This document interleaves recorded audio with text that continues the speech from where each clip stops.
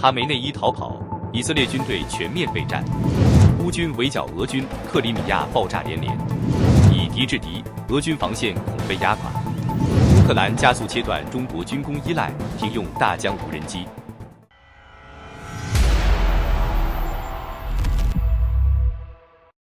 中东局势正在逼近危险临界点。据悉，随着美军在中东方向的兵力迅速集结，一场被多方形容为强度将明显高于以往的军事对抗已不再停留在威慑层面。外界关注到，日前伊朗革命卫队表彰日上，多名顶级军官意外缺席，其中包括空防司令和海军高级指挥官。分析人士认为，这一异常现象可能是伊朗对美军近期在中东水域大规模部署的高度戒备信号。开源情报显示，这些缺席官员通常负责关键防御和作战部署，其突然缺席正值美国向伊朗方向派遣航母与导弹驱逐舰的敏感时期，外界普遍解读为伊朗军方已进入战备状态。更耐人寻味的是，伊朗最高领袖哈梅内伊近日罕见取消了原定主持的周五宗教大布道，在全国最重要的宗教与政治舞台上临时退场。官方解释为安全风险，但在当前背景下，被普遍视为对潜在暗杀或军事打击威胁的高度警惕。更值得关注的是，近日16架中国军用运输机接连降落在伊朗，这一行动不仅刷新了外界对中伊军事交流的认知，也成为近年来中国对外军运行动中最密集、最大规模的一次。每一架运输机的落地，都像是在伊朗的空军基地上敲下重重的警钟。北京正在以公开的方式向德黑兰传递支持信号。据军事观察人士分析，能够在2天多的时间内完成如此大规模空运，不仅考验飞行编队的组织能力，也意味着运输物资的体量和重要性非同寻常。通常，军用运输机任务涉及装备、弹药、车辆，甚至特殊作战物资，因此外界普遍认为，这批物资可能涵盖战略级别的军事支援，或至少。另外，以色列国防军正处于前所未有的高度戒备状态。多名以色列军事与情报人士透露，以军几乎已经完成了应对美国可能对伊朗发动军事打击的全部准备工作，从防空系统到空军战机、弹药与情报联动，均进入随时作战模式。以方判断，美国总统特朗普正在权衡对伊朗发动一次规模空前的军事行动，目标不仅限于军事打击本身，而是试图引发连锁反应，甚至动摇伊朗现有政权结构。在这一关键节点，以色列希望尽可能掌握主动权，避免在冲突爆发后被动应对。以色列空军与情报系统已进入全面警戒状态。多名军官私下承认，一旦美军对伊朗本土或其战略纵深目标发动打击，局势极可能在极短时间内失控，以色列几乎不可避免地被卷入冲突。无论是伊朗本土导弹反击，还是代理武装的跨境行动，都可能让战火迅速蔓延。以色列资深军事记者阿莫斯·哈雷尔指出，以方情报部门评估认为，尽管华盛顿对外仍保留谈判与缓和的表态，但美方内部并未排除动用武力的选项。以色列预计，若美军行动启动，将提前获得有限预警，以便调整防御与反击部署。这种高度不确定的战略博弈正在加剧整个地区的紧张情绪。安全官员普遍担忧，一旦出现先发制人的军事行动，伊朗很可能通过弹道导弹、无人机以及地区代理人展开报复，触发一场区域级战争。以色列国家安全层已明确指示军方为所有可能场景做好准备。美国方面，中央司令部指挥控制飞机近日紧急进驻约旦，这一动向被普遍视为对伊朗潜在军事行动的关键前置部署。德黑兰方面随即放出强硬警告，任何支持美国和以色列的国家都将被视为合法打击目标，地区安全形势骤然拉紧。从兵力规模看，美军此次调动堪称近年来罕见。海上力量方面，美军8艘搭载战斧巡航导弹的舰艇已到位，包括米切尔号、罗斯福号驱逐舰以及乔治亚号核潜艇，舰载导弹总数达到358枚。与此同时，亚伯拉罕·林肯号航母战斗群正加速抵达，该航母本身携带454枚战斧导弹，并配备3艘护航驱逐舰和9个战斗机中队，形成庞大海上打击机群。另有9艘各类海军舰艇和6艘海岸警卫队巡逻舰组成严密海空封锁网，牢牢掌控波斯湾关键航道。空中力量同样部署密集，约旦基地现已驻扎2个 F-35隐形战机中队、3个 F-15E 攻击中队以及 F-16和 A-10作战中队，同时配备 P-8A 反潜机、C-17A 运输机和 KC 系列空中加油机，构建完整的打击侦察补给作战体系。军事专家分析，这些兵力可实现全天候空中巡逻，日军打击能力超过300架次。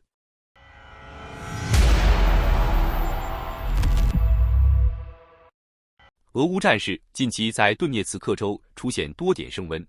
乌克兰军方接连通报前线战果，战斗焦点集中在波克罗夫斯克一线。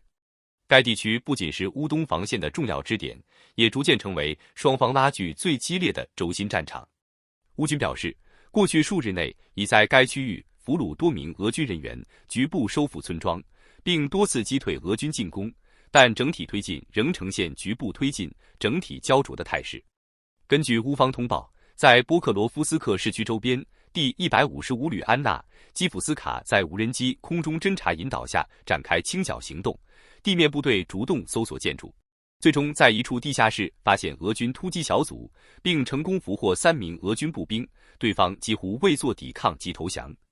乌军同时宣布，已从俄军手中收复波克罗夫斯克东北方向靠近罗金斯克的苏凯茨克村，该行动被视为波克罗夫斯克轴线反攻的一部分。相关卫星影像亦显示，村庄已回到乌军控制之下。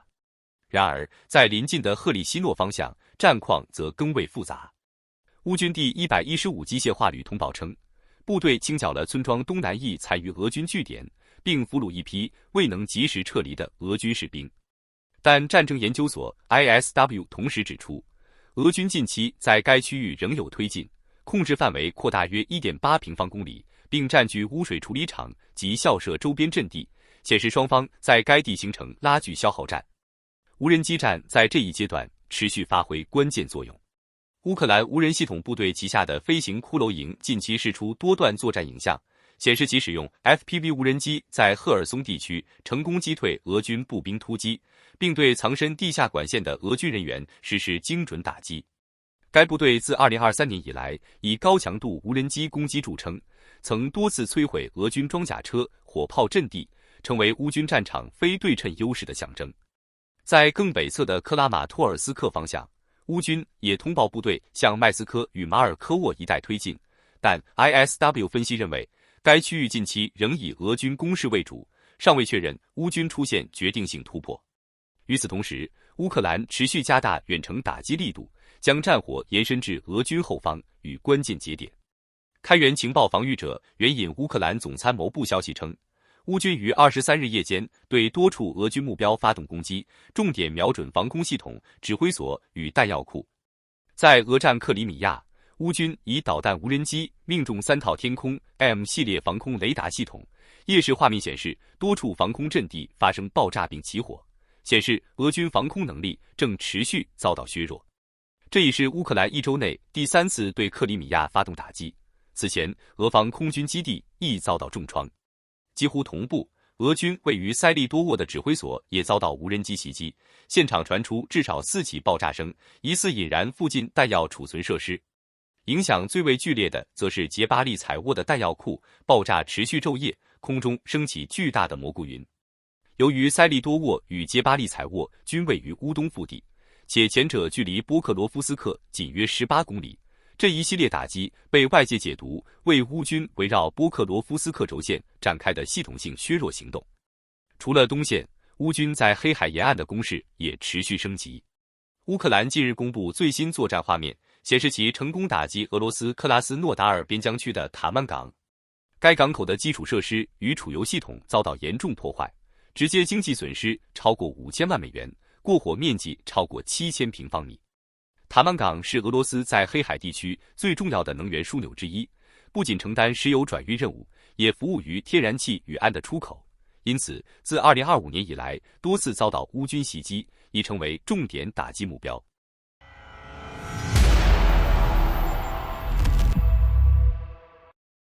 俄乌战场上的无人机对抗正在演变成一场极具现实意味的逆向战争。乌克兰军方近日披露，俄军大量投入战场的沙赫德自杀式无人机正被乌方以出人意料的方式反向利用。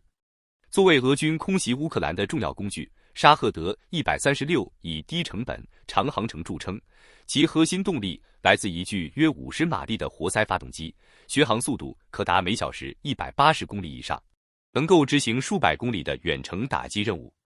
也正因这种设计，沙赫德在被防空系统拦截后，往往机体破坏有限，尤其是后置发动机保存完整，为乌军提供了大量可用于逆向工程的样本。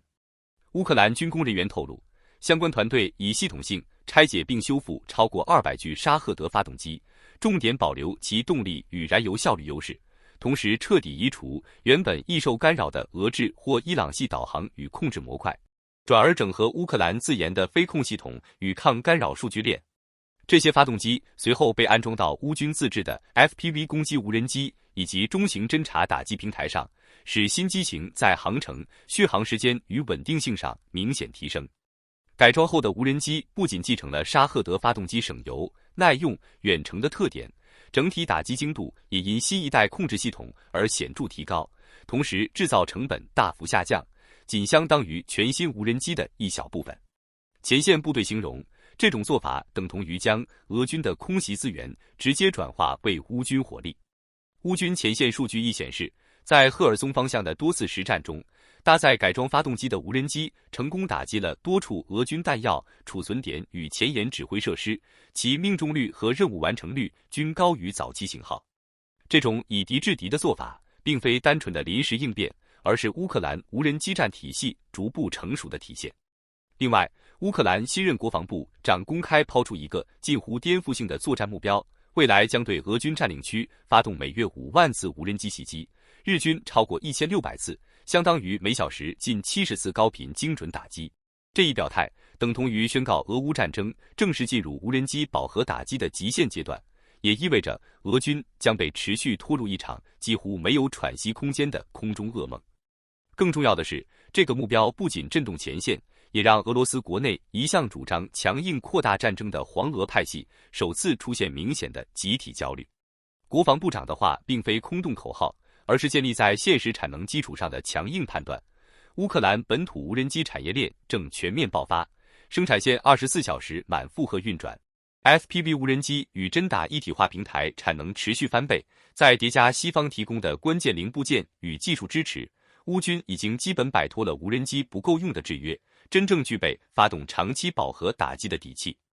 更关键的是，这5万次袭击并不是无差别消耗，而是精准围绕俄军命门展开。乌军已高度掌握俄军部署与补给规律，无人机将重点盯防前线阵地、后勤运输线、弹药库、电子战节点以及装甲集群集结区，白天以侦察锁定目标，夜间由 FPV 实施贴身猎杀，尤其针对纵深补给枢纽进行持续轰炸。一旦这些节点被反复摧毁，前线俄军的弹药、燃料和轮换体系将被迅速掏空，陷入典型的人还在，战斗力却断供的被动局面。这种战术的真正杀伤力，并不仅体现在装备损耗上，而是直击心理防线。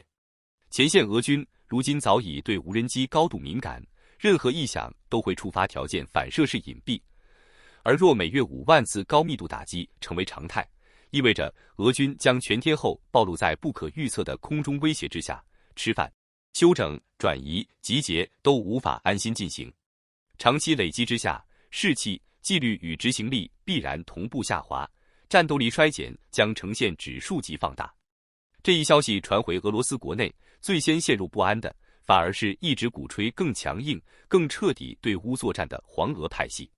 他们的焦虑集中在3个层面：首先，现有俄军电子战与防空体系难以承受如此密集的无人机冲击，拦截资源本就捉襟见肘，面对蜂拥而至的目标，极易顾此失彼，前线伤亡和装备损耗将快速攀升。其次，一旦防线承压失控，战场溃败信息回流国内，将直接冲击民众对战争的耐受度，黄俄派系长期塑造的还能打、必须打的叙事基础将被动摇。第三，如果乌军真能通过无人机持续削弱俄军占领区控制力，甚至制造反攻窗口，那么黄俄派系期待的扩大战果不仅无从谈起，反而可能要面对失败问责的政治风险。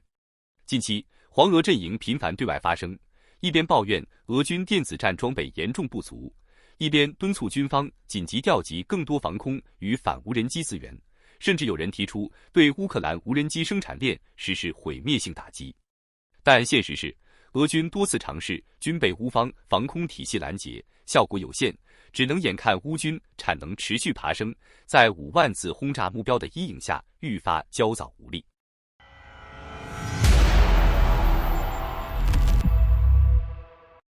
最新消息显示，乌克兰军方的实际军事部署正悄然朝着去中国化的方向加速推进。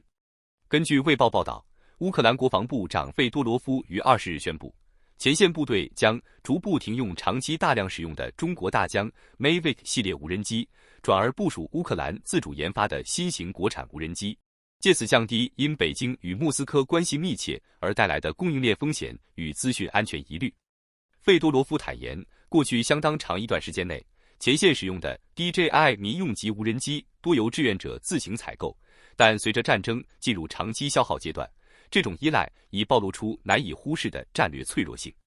他强调，乌克兰已成功研发出性能可与 Mavic 对标的国产机型，不仅光学镜头品质相当，飞行航程甚至更长，未来将全面接手对俄侦察、目标指引与战场监控任务。报道指出，这项无人机换装计划并非单一装备更新，而是费多罗夫推动的数据驱动战争改革的核心组成部分，他将其称为战争的数学。该计划试图将无人机、炮兵与指挥系统全面整合，通过前线实时影像建立完整的战场视觉情报体系，并将大量作战数据输入军事人工智慧模型，用于优化打击精度、战术决策，甚至作为评估与奖励基层指挥官表现的重要依据。另外，泽伦斯基在达沃斯期间与美国总统川普会晤，并公开批评欧洲在阻止俄罗斯侵乌以及应对其他安全威胁上显得软弱无力。他再次强调，若没有来自第三国的关键零组件，俄罗斯根本不可能持续制造飞弹，而这些零组件并非只来自中国，也包括欧洲、美国甚至台湾。这种将战争责任外移至盟友与中立经济体的说法，使乌克兰在争取国际支持的同时，也开始承受越来越多复杂的政治反作用力。长期观察台美军事合作的军事专家梅复兴对此直言无法认同，反而强烈反批乌克兰自身在历史上的角色更值得被检视。他指出，过去30余年来，乌克兰几乎毫无节制地向北京输出军备、发动机技术与多项关键先进军事科技，正是这些行为在客观上助长了中共军力的快速膨胀，并对印太地区安全构成今日难以忽视的严重威胁。梅复兴认为，若要谈责任与道义，乌克兰理应先为这段历史向印太国家公开道歉。台湾总统赖清德也迅速透过社群平台 X 作出回应，强调台湾长期与国际伙伴密切合作，坚定支持乌克兰，并持续推动人道援助及配合对俄罗斯的制裁行动。赖清德表示，台湾愿意就打击第三地转运、隐匿货物流向与最终用途等违法行为，与乌克兰方面进一步交换资讯。他同时指出，台湾曾有青年为捍卫乌克兰自由而牺牲生命，台湾的立场始终明确，任何协助侵略者或违反国际禁运与出口管制的行为，都是政府与人民所无法接受的。尽管如此，梅复兴仍强调，台湾在表达善意与支持的同时，不应回避原则问题，更应明确要求乌克兰正视并承担其过去数十年向中国提供军备与关键军事技术的历史责任，公开道歉，并提出具体、立即且可验证的修正措施，否则相关指控不仅缺乏道义正当性，也难以说服长期承受中共军力扩张压力的印太社会。然而，在乌军进行技术升级与体系重塑的同时，俄罗斯并未放缓对乌克兰的军事施压。20日凌晨，俄军再度对乌克兰能源基础设施发动大规模飞弹与无人机攻击，基辅超过100万户居民一度陷入停电状态，4000多栋公寓失去供暖。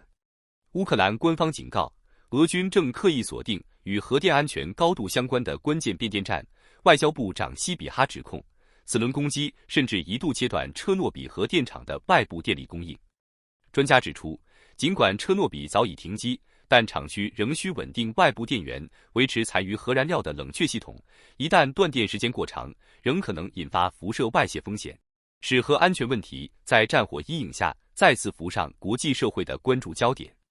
目前，从舆论交锋、供应链重组到战场技术升级，乌克兰战争正逐步从单一的军事冲突演变为一场牵动全球政治、科技与责任边界的长期博弈。而相关言论与决策所引发的连锁效应，也正在印太与欧洲之间持续扩散。好的，感谢您一口气看到最后了，这是对我们最大的鼓励和支持。要看最全面、最及时准确的战场热点报道更新，就请每日锁定新冷战情势。如果您喜欢我们的节目，也请您点赞、留言、订阅，把视频分享出去，让更多的人看到这个节目。想要赞助我们的朋友，可以打开超级感谢打赏赞助，帮助我们能持续做出更多好节目。谢谢大家。